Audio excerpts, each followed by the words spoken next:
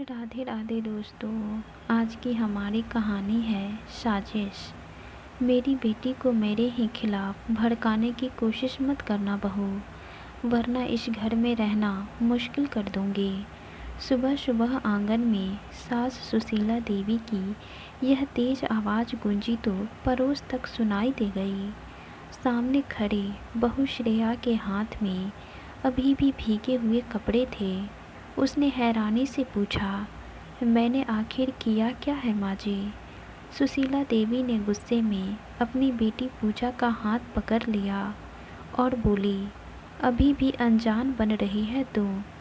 कल रात पूजा रोते रोते मुझे बता रही थी कि तू उसे समझा रही थी कि शादी के बाद ससुराल वालों के सामने कभी मत झुकना, अपनी माँ की बात मत सुनना, अपना अलग घर बसाना।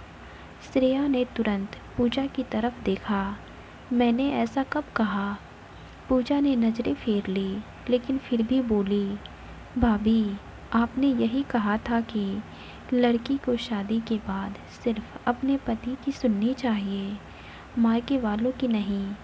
श्रेया का चेहरा उतर गया, क्योंकि उसे समझ आ गया कि बात को पूरी तरह पलट दिया गया है। उसने शांत होकर कहा, पूजा, मैंने सिर्फ इतना कहा था कि हर लड़की को अपना घर बचाने की कोशिश करनी चाहिए। मैंने माँ जी के खिलाफ एक शब्द भी नहीं कहा था। सुशीला देवी ने बीच में ही डांट दिया, अब मेरी बेटी झूठ बोलेगी और तू सच बोलेगी। जब से इस घर में आई है तभी से भाई बहन के बीच दूरी बढ़ गई है। पहले पूजा रोज़ अपने भाई से हंसकर बात करती थी, अब सीधे अपने कमरे में चली जाती है। उसी समय श्रेया का पति रवि बाहर आया। उसने माँ से पूछा, क्या हुआ? सुशीला देवी ने बिना देर किए कहा, अपनी बीवी से पूछ, मेरी बेटी का दिमाग खराब कर रही है। रवि ने एक बार भी श्रेया से सच नहीं पूछा। उसने सीधे कहा, श्रेया, अगर माँ कह रही है तो कुछ न कुछ किया ही होगा तुमने। माँ झूठ थोड़े बोलेगी। यह सुनते ही श्रेया की आंखें भर आई। रवि कम से कम एक बार मुझसे पूछ तो लेते कि सच्चाई क्या है। रवि ने ठंडे स्वर में कहा, मुझे बहस नहीं करनी। आगे से पूजा से ज़्यादा बातें करने की ज़रूरत नहीं है। पूजा चुपचाप खड़ी रही। उसने एक बार भी नहीं कहा कि भाभी की बात को उसने खुद गलत तरीके से माँ के सामने बताया था। उस दिन के बाद घर का माहौल पूरी तरह बदल गया। पूजा जानबूझकर अब हर छोटी बाटी बातें माँ को बताती और उसमें अपना मसाला जोड़ देती।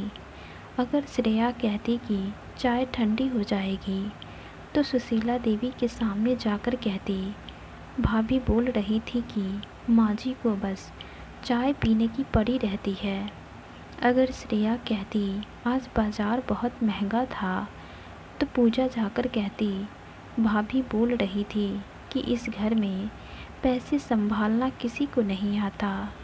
हर रोज़ एक नया आरोप, हर रोज़ नया झगड़ा, और सुशीला देवी को भी मज़ा आ रहा था। उन्होंने भी कभी सच जानने की कोशिश नहीं की।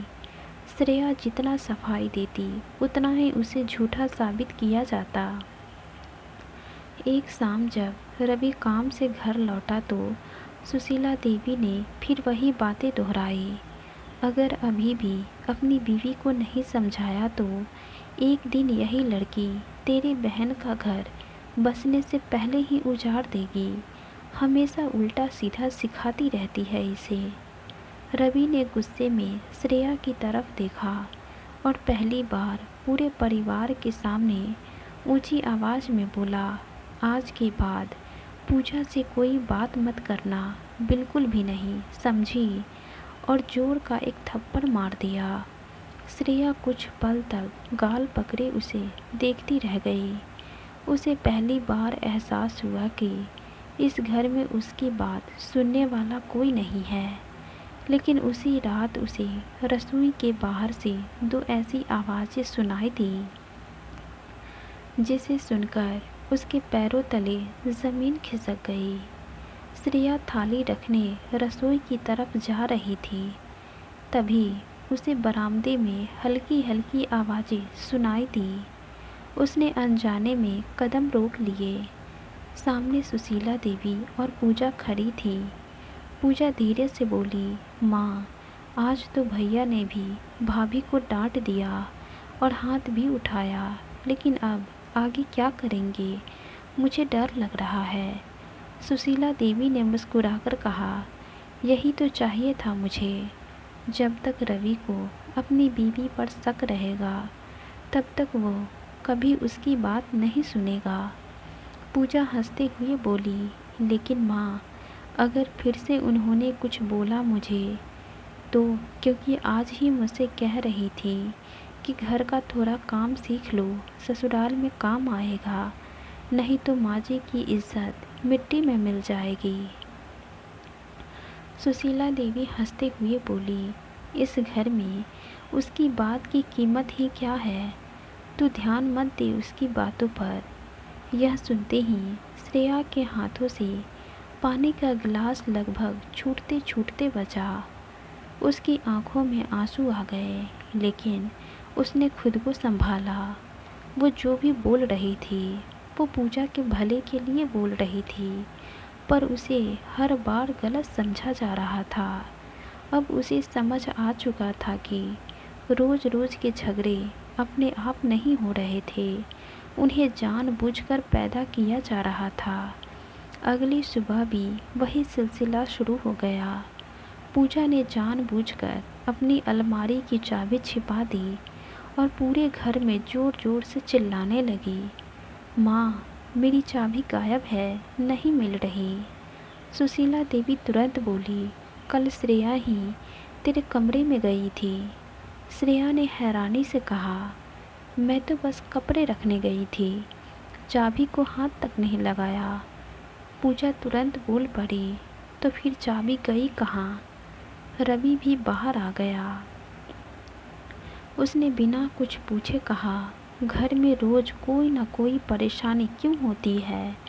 परेशान हो गया हूँ मैं इससे।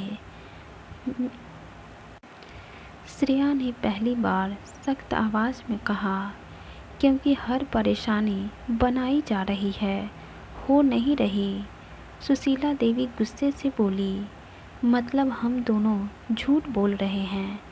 श्रेया ने सीधे उनकी आंखों में देखते हुए कहा, मैंने ऐसा नहीं कहा, लेकिन इतना ज़रूर कह रही हूँ कि हर बार मुझे ही दोषी बना देना अब बंद कीजिए आप दोनों। इतने में पूजा अपने कमरे में गई और कुछ ही सेकंड बाद हाथों में वही चाबी लेकर बाहर आई। बोली, अरे ये तो तकिए के नीचे मिल गई। श्रेया ने शांत होकर पूछा, जब मिल गई तो कम से कम इतना तो कह दो कि मेरी गलती नहीं थी। पूजा ने कंधे उचकाते हुए कहा, गलती हो गई, इतनी सी बात का क्या बतंगर बनाना, छोड़ो ना भाभी। लेकिन श्रेया ने इस बार बात वहीं ख़त्म नहीं होने दी। उसने रवि की तरफ देखकर कहा, जब इल्ज़ाम लगा तब सबके सामने लगा था, अब सच भी सबके सामने बोलो कि मेरी कोई गलती नहीं थी। रवि कुछ बोल पाया। सुशीला देवी ने तुरंत बात बदल दी और पूजा को अंदर ले गई। श्रेया ने उसी पल मन में फैसला कर लिया कि अब वह हर झूठ का जवाब सबूत से देगी, चुप रहकर नहीं। उसी शाम पूजा अपने फ़ोन पर किसी से बात कर रही थी। उसे पता नहीं था कि उसका मोबाइल ड्राइंग रूम की मेज़ पर ही रह गया है। अगले ही पल पूजा रसोई में गई और उसका मोबाइल ड्राइंग रूम की मेज़ पर ही पड़ा रह गया। उसे याद ही नहीं रहा। तभी मोबाइल पर लगातार 2 बार मैसेज की घंटी बजी। श्रेया का उस फ़ोन को छूने का कोई इरादा नहीं था, लेकिन स्क्रीन पर नोटिफिकेशन साफ दिखाई दे रहा था। काम हो गया ना। आंटी ने भाभी पर फिर विश्वास नहीं किया होगा। श्रेया एक पल के लिए सन्न रह गई। पूजा, तू भी कमाल करती है। इस बार अपनी भाभी की बात घुमाकर आंटी को बता देती और आंटी बिना सोचे समझे बस लड़ाई शुरू कर देती। यह मैसेज पूजा की एक फ्रेंड अनामिका का था। अब तो तेरी भाभी की हालत देखकर भी तरस आता है। इतना सुनते ही श्रेया ने तुरंत फ़ोन मेज पर रख दिया। उसने कुछ भी डिलीट नहीं किया। उसी समय पूजा दौड़ती हुई आई और घबराकर फ़ोन उठा लिया। उसके चेहरे का रंग उड़ चुका था क्योंकि उसे समझ आ गया था कि भाभी सब देख चुकी है शायद। शाम को रवि घर लौटा तो रोज़ की तरह सुशीला देवी ने फिर शिकायत शुरू कर दी। देख रवि, आज तेरी बीवी ने तेरी बहन को ऐसी नज़रों से देखा कि बेचारी डर गई। उसका फ़ोन चेक कर रही थी। वो होती कौन है फ़ोन चेक करने वाली? मैं मर गई हूँ क्या? पूजा भी तुरंत बोली, भैया अब तो मुझे भी भाभी से बात करने में डर लगता है। इस बार श्रेया चुप नहीं रही। उसने बहुत शांत आवाज़ में कहा, डर आपको मुझसे नहीं सच से लग रहा है।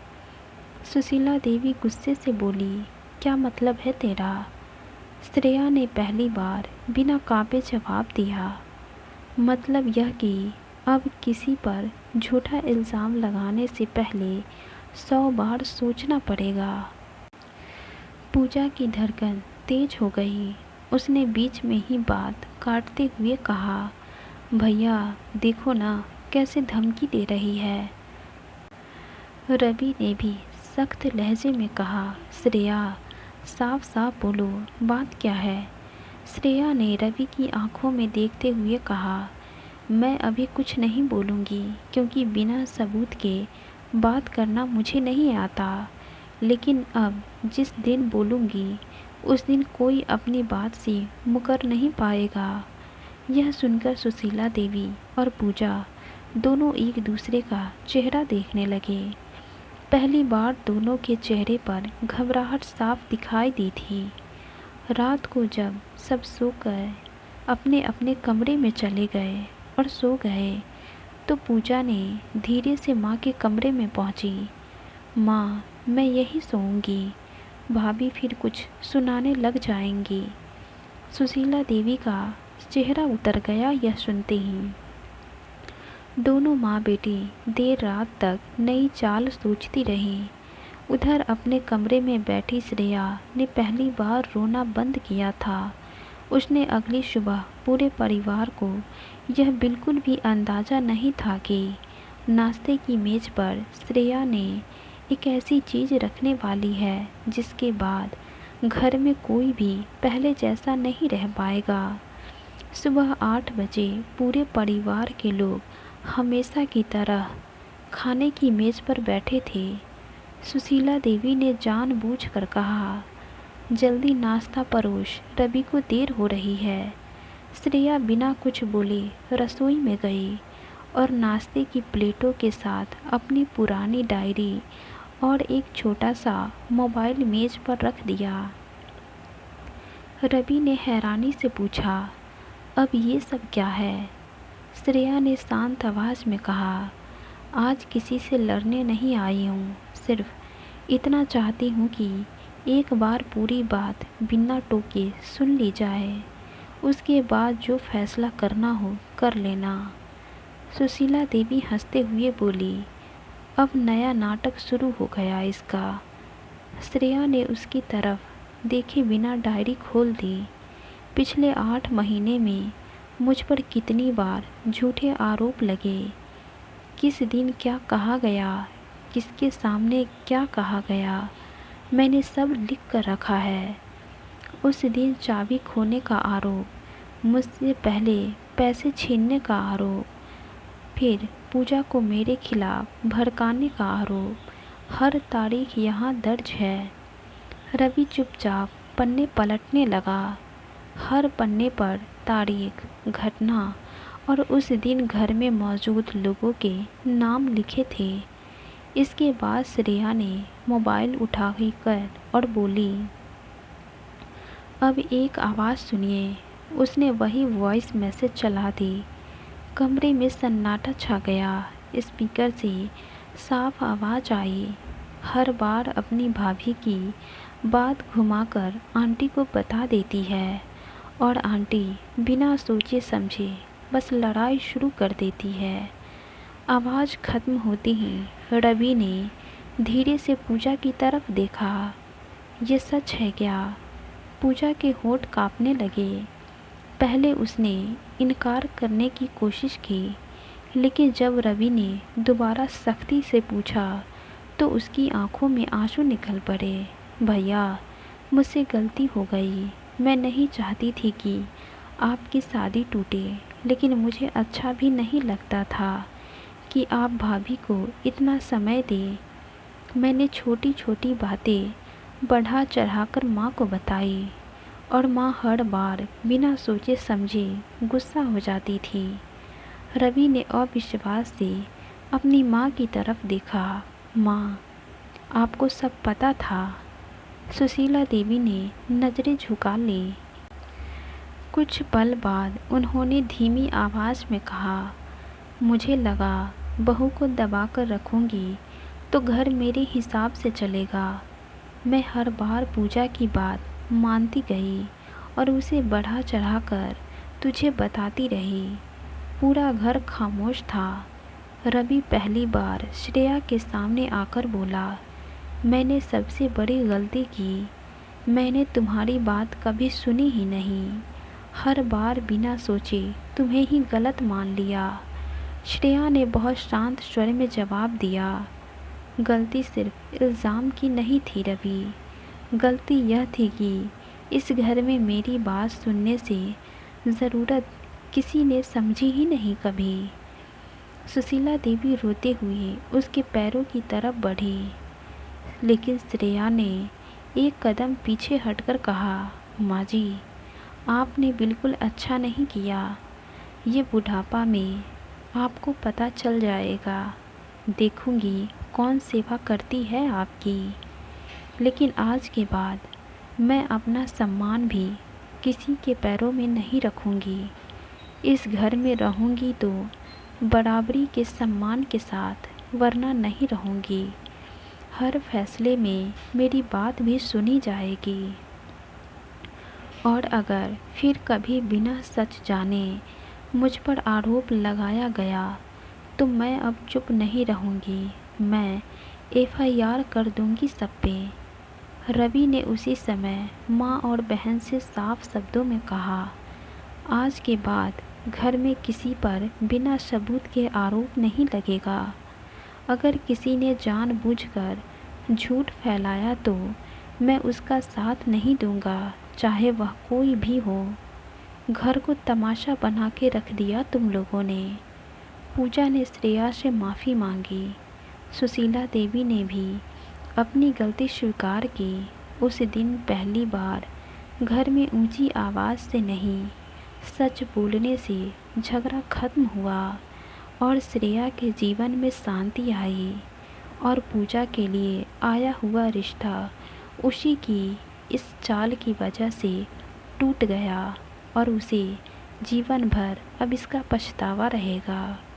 अगर कहानी दिल को छू गई हो तो लाइक, शेयर और सब्सक्राइब ज़रूर करें। धन्यवाद।